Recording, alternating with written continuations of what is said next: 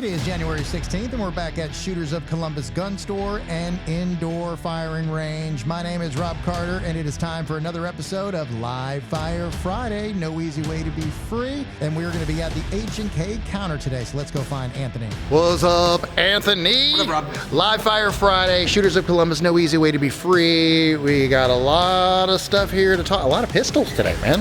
Yeah, I fucked in a lot of pistols this week. Apparently, yeah. So let's go. Grinding the night oil, you know. Got anything you want to say before we start showing off these things? Anything new? Or Just a quick little reminder. Briefed on it last week, but I just want to remind everyone, new year, tax stamps are free, guys. Big deal. That's huge. Here, we got an entirely new cage now for our suppressors and our Class 3 stuff. You'll see we've got pistol and rimfire in one, and rifle caliber in another. Username and your opinion. I'm not like it. Yeah, I was looking at this and full select.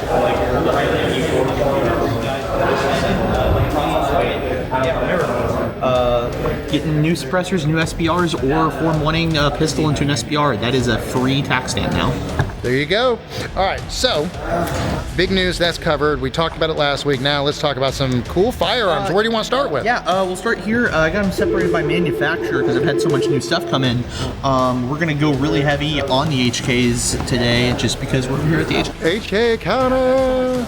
But we're going to start off with another partially German company with the SIG SAUERs that came in. I got one here that's really pretty. That is the same model as the gun we talked about before, but look at this guy. So we got the P211. We talked about this in the previous video. You know, it's kind of their style 2011 pistol, but it does take P320 mags. So you can get P320 mags, or if you already have an M17, a P320, you can take the mag, slap it in here. But they just brought this out in the Equinox finish. If you guys not familiar with the Equinox, SIG has been doing this for decades now. They take, one of the mainline guns and slap kind of this cool mirror stainless finish along the sides with black highlights, and is the Equinox. This thing's gorgeous. Honestly, I've got just this one that came in earlier this week. I had another one last week and it sold immediately, so we got this. So I wanted to highlight this because these do not last long. Next up, another one. This was a favorite of mine that SIG used to do some years ago.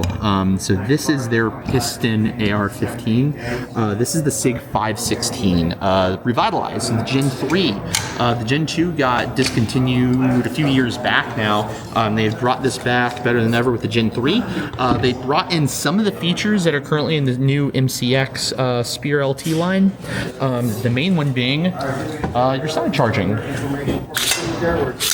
So we still have our regular key charging handle in the back, just like an AR style rifle, just like the old 516, but we do also now have the side charging function from the Spear line. So, if you're a bit more comfortable doing this, you don't want to grab right here, you want to keep your shooting stance going, right where you're at. Pull this out for me. So, if I'm in shooting position here, and I need to actually rack the weapon, and I don't want to get my hand here, I can just grab it right here and function it like that. We do also have a new fully ambidextrous lower on this, which is kind of the new standard with AR rifles. You'll see over here, I've got a mag release on both sides. I've got my bolt catch here. I've got a bolt catch here, right where I would rest my finger, so it's much easier for me to actuate like that. The old 516 was a quad rail that stopped just short of our piston system. The new one is a full-length, much more lightweight M-LOK system, but they did do a nice little cutout so that you can manipulate your piston system right there, so that you can adjust how much gas flow depending on if you have it suppressed or not. Really, really nice updates to an older rifle that was definitely the last gen was needed it. Yeah. It was a very old school piston AR back when those were first kind of the new thing, and this has very much entered the future with the rest of us. That's it for SIG. We'll go ahead and jump over. We'll talk about HK, and this one's going to be just a good hot little minute because I got a bunch of stuff in this week. The main thing I'm going to highlight and do a little sweep right here. We've got all three models of the new VP9 A1 series. Last year we talked a little about VP9s have been revamped by HK with the new A1, where they changed a few features. A big one was they got rid of the finger grooves on the front now. It's now more of a standard fit all hands size grip. They did keep the adjustable straps on the side and the back strap, so you can still adjust the whole overall grip to fit your hand better. They are all coming optic-ready slides from factory instead of there being standard slides and factory. Optic slides. They are all just standard optic-ready. So just a few features to meet along with what everyone else is already doing in the market here. What I've got is the K, the X, and the F. So what we're looking at here, the K is the compact, and I know HK would hate this, but I am going to equate these a little to Glocks because it's going to be the easiest to equate the sizes. So the K is very similar in size to the Glock 19. You've got your 4-inch barrel. You have your compact frame with a 15-round magazine. Next is the X. This is going to be easiest to equate like a 19X or the Model 45. So you still have your 4-inch compact slide, but you're going to have a full-size frame that is now taking the 17-round magazine. And then finally, of course, the F for full size. This is going to be your 4.5-inch barrel with your full 17-round mag, or the one that is in here, a 21-round mag. The pistol also comes with. This is going to be similar to the 17 or the 47 model Glocks. So HKs now have multiple sizes of VP9. So whatever more fits your needs, what you need out of the firearm, you can get one of those models. Also, you'll notice a couple of these already have optics on them. So several of these VP9s are coming from factory already with the HoloSun SCS installed. The HoloSun SCS is very cool because it is designed in conjunction with HK to perfectly mate to the optic cut of the VP9. You don't need a plate, you don't need any kind of adjustment. This just directly mounts to the slide itself, which is always the most superior way to mount an optic to a pistol. That's going to secure the optic the best. It's going to make sure you hold zero the best. And also, it's got this nice little solar window on top. So not only is battery powered, but we do have a solar window to keep the optic going for far longer. I've got all three sizes, both without an optic if you don't want the optic right away, or with the optic if you want to go ahead and buy it ready to go. On top of that, like I said, I booked in a lot of stuff yesterday. We, topped off some of the more traditional classic models, the USPs, the HK45s. We've got all those in. We do actually have a few CC9s in as well. They're hanging on. We're getting them in small numbers, but we're getting them. And then lastly, before we move on from HK, I'm going to bump up here behind me and show we have got a good stock on all the rifle calibers now from HK. So I do have the MR556 and the MR762, both the A4 series. So the newest and greatest from HK in their rifle caliber firearms. I do have both of those in rifle and pistols. The pistol for the 556 being an 11-inch barrel. The pistol for the 762 being a 13-inch barrel. Let me get that mic in real quick. So this is awesome. This is becoming a very important trend. Word was starting to hit that some of the cooler guys, some of the door kickers started rocking some of their 7.62 rifles with shorter 12.5, 13.5-inch barrels, because you're still getting quite a bit of velocity and power out of a 308 round, but it's giving you a much smaller, easier to use platform. So right here, this is the MR762. This is chambered in 308 Win or 7.62 NATO, 13-inch barrel. All of the bells and whistles of the A4 series. You've got your M-LOK handguard, you got your adjustable gas system, you got your fully ambidextrous lower receiver, we've got QD mounts in the back, we've got an extended charging handle, and most importantly, as we have talked about, Form 1s are completely free now, so you can purchase this guy, you can file with the ATF to do a tax stamp, and then get this Form 1 as an SBR, and then you can put a stock on this and treat it like a short barrel rifle. What? For free. So the price that is on the tag is what you pay, and then you can get a stock and put it on there once you file your tax stamp. This is really cool. I like 308 and I like short 308s, so I'm really enjoying that. Yeah, just wanted to highlight that. Or if you want a full-size rifle, we do also have this. Okay, so there you go. Yeah, so that'll be HK, and then last but not least, I want to touch on real quick because I worked long and hard on these yesterday. We got quite the variety in of Walther handguns, the PDP series.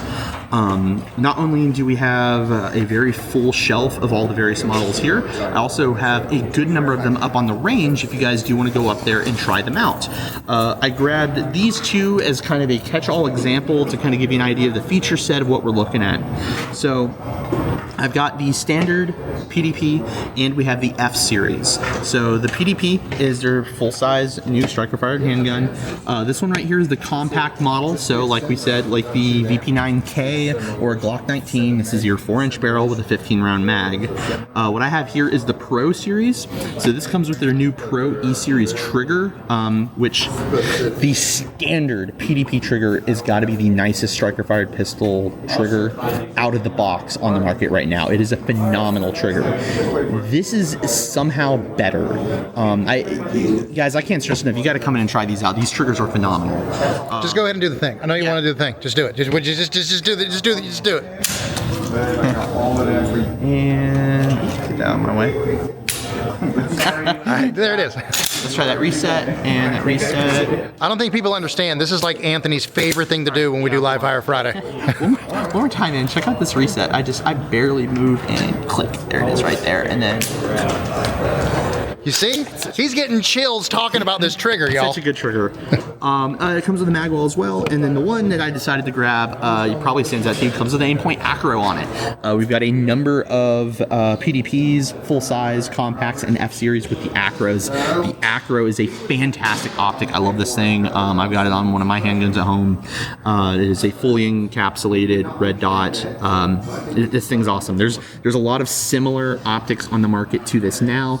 All of them were copying Aimpoint's homework on that, though. The acro is, this is the Gen 2 acro. This thing is phenomenal. Seems like we're getting a lot of manufacturers that are now including optics like this. Doesn't it seem like the future, man? I know, which it needs to be. We're at the point now where like the technology for a red dot that can fit on a pistol is easy enough and inexpensive enough to kind of, it's a catch-all now. Everyone is slowly making their way into realizing that once you train with it, as you should do with any firearm, even if you're just iron sights, but training to get proficient with it, the red dot adds so many benefits to your sidearm. It's if your eyesight is starting to get a little worse, it's so much easier to find that glowing red dot than it is to line up your irons. It's true. Speed of drawing your firearm and getting on target, instead of drawing and lining up irons, just drawing and seeing right where that dot goes is so much quicker. You'll notice once you start training and get familiar with that red dot and go into the range more and more, it is so much quicker and easier to use that red dot, and you'll be on target so much higher percentage of the time than you would do with iron. And the manufacturers are on it. Yeah, everyone knows. So Yeah. every pistol's optic ready, and almost everyone's coming with the optics now just to get you set up. And like you said earlier, if you don't want the one with the optic in it, we do have them without the optic. We have them without the optic too. So if you don't want an optic on it yet, or if you don't like the optic it comes with, just buy the regular handgun, and then we have an entire wall on the other side of the store. Yeah, it's way over there. Red dots, and one entire counter this size is just the pistol red dots. So anything you want, you can set it up. So is this the last one we got? Yeah, this will be the last one. This is same thing. This is the F series. So the F series was created. This is a smaller, more compact grip intended for smaller hands, and the slide is just a little easier to manipulate than on that. Think of it kind of like Smith & Wesson's EZ series, but still, a full-size handgun. Honestly, like the regular PDP still feels good in my hand. I don't have small hands. I got like medium hands, but honestly, the F series feels more comfortable for me. How's that trigger? Same? Oh yeah, this is that same trigger. This is that E series trigger. Yeah. Just do it. And break there. It's the little things, folks. And the reset is right there. Yeah.